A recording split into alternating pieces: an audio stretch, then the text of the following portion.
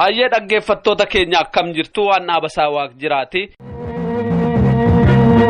Maldaadessa wallaree durarro nutti marmareetti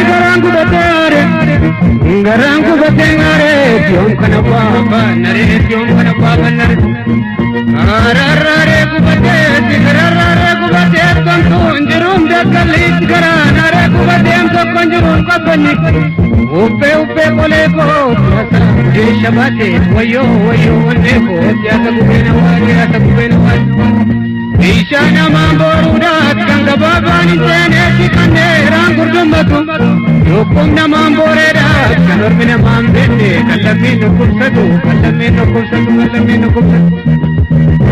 yasin birrogotu mariya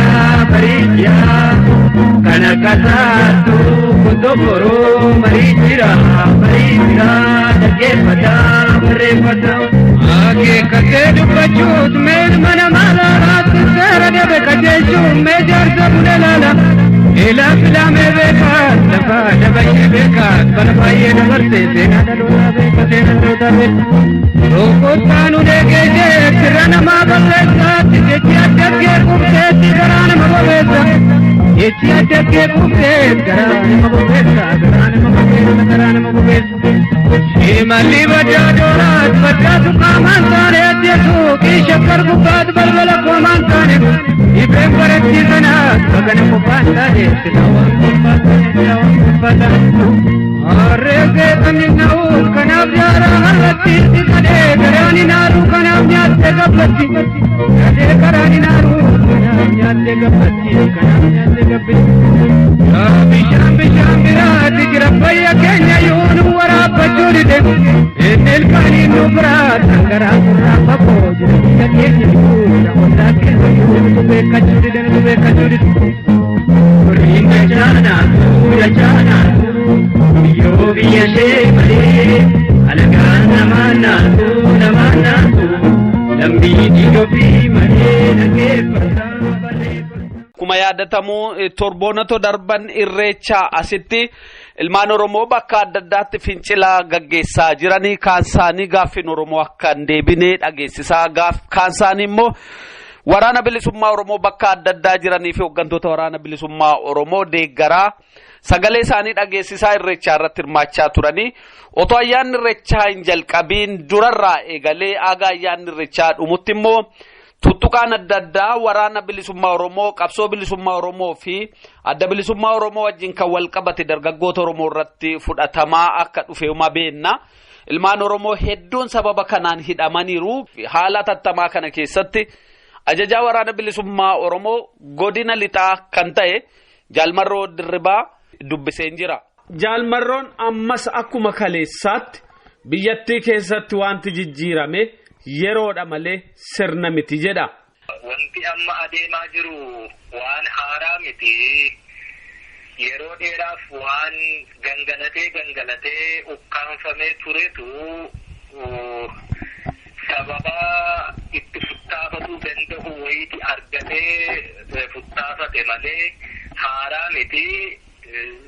Osoo sababni wanti kun akka futtaafatu gochuu danda'u tokko hin halatiin durasi qophiin ni ture.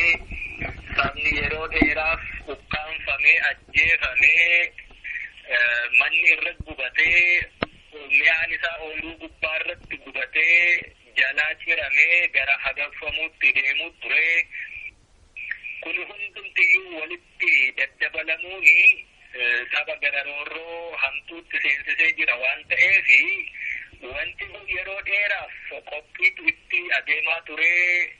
Gara wiixata dhufuu kanaatti qophiin fincila xumura gabrummaa qeerroon keessaan walii dhaamaa turetu jechuudha.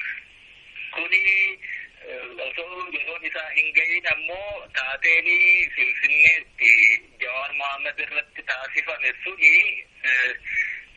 wanti kun akka inni beekaas ta'ee jechuudha. Kanarraa kaasee wanti haaraan dhalate hin jiru. Waan sobamee qabsoo bilisummaa Oromoo karaatti doomsee yeroo fi gataccetu somni suni amma saaxilamee ifa ba'e irraa kaasee wanti haaraan ta'e tokkoyyuu hin jiru. Kanumatu adeemutti jira. Yeroo haala akkasii keessatti qeerroonis uummanni Oromoos wanti isaan gochuu qaban maal fa'aa eeggachuu qabu, maal fa'aa gochuu qabu? Qeerroon bilisummaa Oromoo yeroo hedduu abidda harka isaatiin qabatamutu jira. Abidda harka isaatiin qabatamu ofii abidda sana qabatee dhiiga dhangalaasaa lafee cabsaadha jira. Kana irratti aktiivistoota, gaazexeessitootaa fi namoota hedduu sooshaal miidiyaa irratti barreessanii hordoftoota baay'ee qabantu qabsoo kana kallattii garaagaraa irra akka isheen deemtu daandii adda addaa akka isheen hordoftu taasisuu irratti shoora taphatan. Namni hundi wal ta'ee galiin qabsoo kanaa inni xumuraa maal ta'uu qaba ka jedhu irratti hojjetutu dhibeetu akkasumas namoonni baay'een hordoftoota hedduu qaban qeerroon kun isaan ilaalee qabsoo keessa jiru. Qabsoon bilisummaa Oromoo goolabamteetti sabni kun bilisa baheera jedhanii dogoggora isaan uumanii rakkoo har'a keessa jirru kanaaf saaxilamni. Qeerroon keenya uummanni bal'aan inni sagalee hedduu hin qabne miidiyaa hin arganne garuu immoo rakkoo adeemtu keessaa sadarkaa duraatti balaa jiru kadhantamaa jiru kuni gara itti deemu bakka gahuu barbaadu gaaffii qabu sanarratti cicheetu xumura gochuudha qaba. Namoonni fedhii adda addaatiin yeroo barbaadanitti gaaffii saba kana akka deebii argatetti dhiyeessu yeroo immoo fedhiin barbaadame tokko hanqatetti fedhii dhuunfaa hanqatetti immoo gaaffii saba Oromoo akka deebii hin argannetti akka nama gamaa gamanatti bullaan bullussoo taphatuutti saba kana oofuutu baay'ate waan ta'eef yeroo bareedee qajeelee waan barbaadu irratti walii gallee gaaffiin saba kanaa deebii hin arganne deebii ka argachuu qabu immoo deebii isaas immoo maal akka ta'e irratti walii gallee waliin deemna ta'ee nama isa qajeelchu jala hiriiree deemu. Yeroo garuu bu'aa siyaasaa bubuutuu xixiqqoo gaaffiilee xixiqqoo irratti qofaa dhiigni akka dhangala'utu barbaadame ta'ee sabni keenya qeerroon keenya kanaaf ulee ta'uu hin qabu. Kakaleessaarraa barachuudha qaba. Hoggansa of keessaati qaba. Ofiit itti dhiiguutti jira. Waan barbaadu irratti walii galuu qaba. Isa kana hanga argatutti immoo falmii isaa, mormii isaa, qabsoo isaa itti fufuudha qaba. Qabsoon kaleessa burtukaana buufachuuf dhagaan darbatina. Dhagaa ka darbatan burtukaana buufachuuf malee mootummaa buusuuf miti jedhanii warri itti qoosaa turani miidiyaa garaagaraa irratti yeroo gaafataman illee qabsoo kanatti baay'ee bishaan naqaa kan turani har'a abbaa qabsooti nuti kaleessa wareegama baay'ee kaffallee maal jecha saba kanatti qoosuu jiran arras. Gaaffiin barataan kaleessa gaafataa ture warri gaazexeessitoota miidiyaa mootummaan harkaa qaburraanii dabarsaa turani mootummaan kun jiguu hin danda'u warri mana barnootaa keessatti akkana gootan jedhanii warri ibsa kennaa ture har'a immoo miidiyaa masanaanii abbaa bilisummaa akka ta'anii fi qabsoo kan akka mootummaan oppiidiyoon durfamu galmaan gahe tokkotti isaanumatu odeessuu jira. Qabsoon kaleessa qeerroon gaggeesse sansaanii akka ta'etti odeessuutti jiranii jechuudha. Kaleessa qabsoo nuti saba bilisoomsinee finne kana jigsuun dandeessanii akka jechaa turan gaazexeessonni akkasii kun har'a immoo nuti qabsoo kana fide jechuutti jiran. Namni kana dhaabbatee ilaaluu hin dandeenye ofiifu waan barbaadu hin beeku. Namni waan barbaadu beeku immoo bu'aa xixiqqoo tokko hin saadamu. Eberroon keenya lolli amma irratti adeemaa jiru bifa kamiinuu haa qabu. Wanni inni barbaadu sun gaaffii abbaa biyyaa Oromoo deebii hanga argatutti falmaasaa firiirsuu qaba. Lolli kun ammoo kaleessa fi akka inni ka'uu danda'u akeekaa turre. Akeekaa yeroo turretti immoo sabni lolli jira, hidhataa jira, ijaaramaadha jira. Wal dammaqsee, wal ijaaree, wal hidhachiisee qophiitti jira. Sabni dammaqinsa hin jirre, ijaarsa hin jirre, of hidhachiisutti jirre saba Oromoo qofaadha jechaan ture. Har'a kunoo lolli kun gara lola sanyiitti cehuutti jira. Biyyittii kana keessatti mallattooleen sivil waariin akka ka'uuf jiru agarsiisan hedduutu jira. Kuni gaafa ta'e ammoo saba Oromootu qophiin qabu waan ta'eef dhumaatiin guddaan nurratti gahuuf deemuutti jira. Lolli kuni kan inni ta'utti jiru immoo biyyoonni isaanii yookaan sabaaf sablammoonni kaanii kan isaanii mana ofii kaa'ataniitu mana keenya keessatti taphisuun kan inni gaggeeffamaa jiru. Dhagaan darbatamu yoo mataa kee argachuu baate mana keerra, qabeenya keerra, horii keerra bu'aa jechuudha. Wanti hundi jiru Oromiyaa keessa waan ta'eef. Kanaafiyyuu naannoo keenya to'achuu nu barbaachisa. Waan gaafataa jiru beekuu nu barbaachisa. Ofii keenya waan barbaannu argachuu irratti wal taanee harka tokkoonii fuulduratti deemuu nu gaafata. Kana gochuudha qabna. Sabni bal'aan bakka jiru hundumaatti waliin birmatee kana gaggeessuutu irra jiraata. Kana kan hin jechuu barbaadu. Akkuma atu tuttutte qeerroon bilisummaa Oromoo, dargaggoonni Oromoo ayyaana Irreechaa irrattis bal'inaan kaasanii mormii isaanii dhageessisaa turanii keessumaa mootummaan Abiyyi woboo bakka adda addaatti adamsee sababa wobootiin qabatee uummata fixuu kan jiru kanas mormaa turanii kun kan agarsiisu uummanni Oromoo ammallee gaaffiinsaa akka hin deebineedha.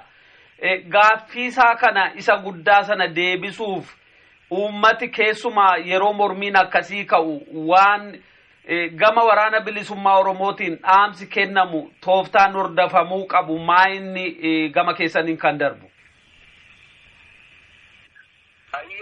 Uummanni dhugumaan rakkoo keessa jiraachuun irra deddeebi'ee akkuma hime namoota sagalee qaban miidiyaa irratti bahanii mul'achuu danda'an fi namoota akkasiitti immoo warra hidhata qabanii galma tokko keessatti walitti qabanii nama lakkoofsaan baay'ee xiqqaa ta'e saba kana keessatti parsantii tokkollee gahuu hin dandeenye walitti qabanii bilisoomne irraa jechuu sanatu rakkoo kana fide malee sabni inni kaleessa hidhaa ture, ajjeefamaa ture, godaansifamaa ture bakka hedduu irratti balaa kana hundumaa keessatti balaa kana jalqabaa ta'ee dhandhamaa ture hundumti isaatu sagalee hin qabuu fi dubbatee hin dhagahamneef malee akka hin bilisoomne warri yeroo sana bilisoomne jechayyuu keessa isaatii akka hin taane beekamaadha.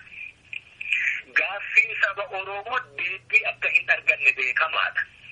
Hidhamtoota siyaasaa hiiknee kanaaf gaaffii isinii deebisne jalqabumaayyuu hidhamtoonni siyaasaa suni namoota isaan hiikan sanaan hidhamuu hin malleefi ture. Namoota isaan hidhanii hin hiikne jedhan sanatu hidhamuu qaba ture. Rakkoon achitti kan inni nu mudate. Gaaffiin Oromoota osoo hidhamuu hin malle hidhaman sana hiiksisuutii deebii argateera jechuu sanatu dogoggora ture jechuudha. Kanaafiyyuu har'as gaaffii saba kanaa gaaffii abbaa biyyummaati, gaaffii mirga dhabuuti, gaaffii aadaati, gaaffii afaaniiti, gaaffii saba guddaa, gaaffii mirga hiree murteeffannaati. Gaaffiin akkasii yeroo ka'u ammoo akkuma tu argaa jirtu waliin ilaalaa jirru gaaffii kanatti deebii kennuu caalaa gara dabarsuutu mul'ata jechuudha. Gaaffii isa dhugaa sanaa waan ittiin haguugani namarratti tarkaanfii fudhachuu yookaan mana namaa gubuu yookaan qabeenya namaa saamuu. Gaaffiin sun gaaffii mirga hiree murteeffannaa sabaa gaafatoo osoo hin taane gaaffii namoota dhuunfaa irratti xiyyeeffate akka fakkaatu gochuu. Kana hundumaa yeroo hedduu warri kana dura tureyyuu yaalee hin milkoofne. Isaanumaan fudhatee itti masaan buuse malee warri amma jirus gaaffii sabni kun gaaffii mirgaa gaafataa jiru gadi buusanii gartuu yookaan dhuunfaatti namoota hedduu isa kana gurraachessuu danda'u